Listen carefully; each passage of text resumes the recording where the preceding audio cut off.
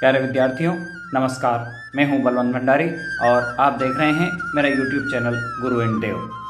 आज कक्षा 10वीं में कुछ महत्वपूर्ण प्रश्न, जिनमें से एक प्रश्न लगभग परीक्षा में हर बार पूछा जाता है, उनकी हम बात करेंगे।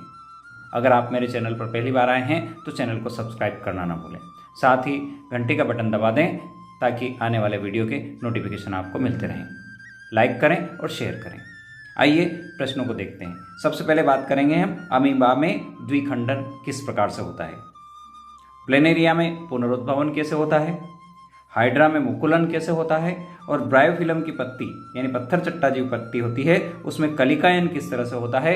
इन प्रश्नों को हम आज क्रमबद्ध देखेंगे और समझेंगे। आइए सबसे पहले बात करते हैं फ्यूजन जो होता है अमीबा में, बाइनरी फ्यूजन किस तरह से होता है।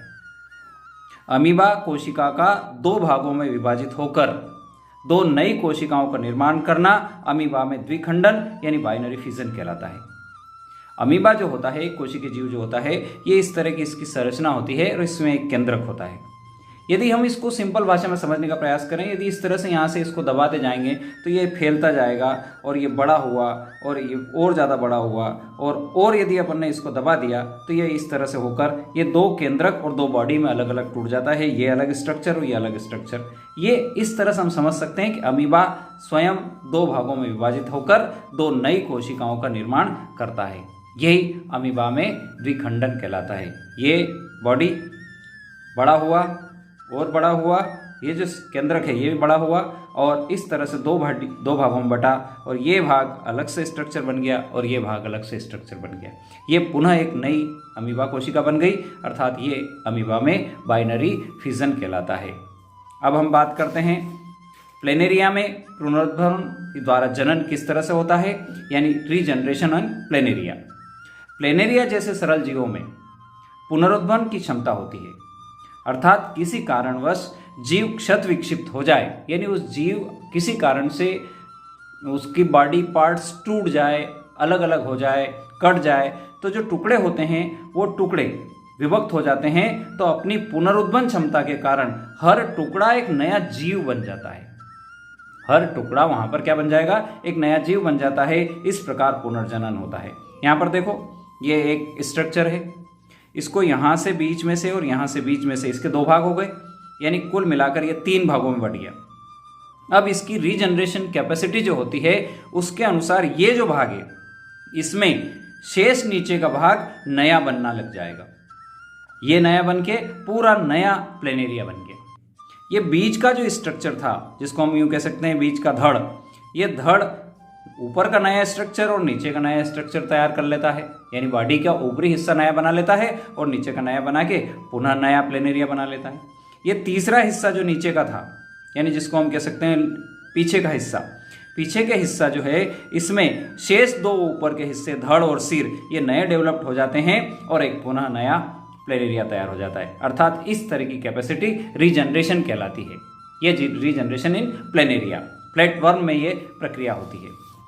अब बात करते हैं हाइड्रा में मुकुलन किस तरह से होता है, बडिंग इन हाइड्रा किस प्रकार से होता है। हाइड्रा जैसे कुछ प्राणी पुनर्जनन की क्षमता वाली कोशिकाओं का उपयोग मुकुलन के लिए करते हैं। ये जो प्राणी होते हैं ये पुनर्जनन की क्षमता वाली कोशिकाओं का उपयोग मुकुलन के लिए करती हैं। इसमें किसी एक स्थान पर उभार विकसित हो जाता है, कहीं पर इसकी बॉडी में एक उभार विकसित हो जाता है। यह उभार मुकुल, जिसको हम कहते हैं, वृद्धि करता है तथा नन्हे जीव में बदल जाता है। जैसे ही नन्हे जीव में बदलेगा, स्वतंत्र होकर पूरा एक नया जीव बना लेता है।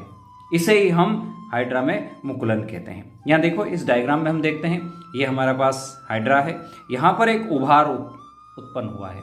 ये उभार बड़ा हुआ यानी मुकुल बन गया है और ये मुकुल बनकर पुनः एक नया हाइड्रा तैयार कर लिया इसने। जैसे ये इस तरह से पूरा स्ट्रक्चर तैयार हो जाता है, यहाँ से अलग हो जाता है और ये हाइड्रा नया जीव बन जाता है।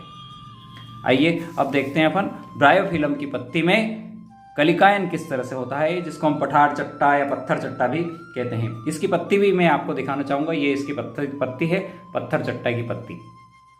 यदि इस पत्ती को हम जमीन में गाड़ दें या मिट्टी के संपर्क में जब ये आती है तो ये जो इसके जो कट हैं, ये देख रहे होंगे आपके यहाँ पर, ये वाले जो कट हैं, इस कट में से यहाँ से कलिका डेवलप हो जाती है, यानी एक नया अंकुरण यहाँ से चालू हो जाता है इस मिट्टी के संपर्क में आते से ही। ये यहाँ से कहलाता है, ये कहलाता है ब्रायोफिलम की पत्ती में कलिकायन किस तरह से होता है। ब्रायोफिलम में कलिकायन विधि द्वारा प्रजनन होता है। इस पौधे की पत्तियों में कलिकायन होता है। इनकी पत्तियों के किनारों पर छोटी छोटी कलिकाएं बनती है। ये जो किनारे हैं इसकी, यहाँ पर छोटी छोटी कलिकाएं यहाँ पर डेवलप होती है और ये कलिकाएं कुछ समय बाद मिट्टी के संपर्क में विकसित होकर जड़ सहित संपूर्ण पौधे का निर्माण कर लेती है। यहाँ पर हमने एक स्ट्रक्चर से भी बताया है। ये जो उभार है ये यहाँ पर, यानी कह सकते हो पत्ती का जो जॉइंट कट जैसा दिख रहा है, ये वाला कट, ये इसमें से यहाँ से वो नया एक कलिका डेवलप होगी और ये कलिका डेवलप होने के बाद यहाँ पर एक पूरा नया पौधे का निर्माण कर देती है। जड़ सहित पूरा एक नया पौधा बन जाता है। अगर आपको वीडियो पसंद आया हो तो लाइक करना ना भूलें। ओके, थैंक यू, जय जिनेंद्र।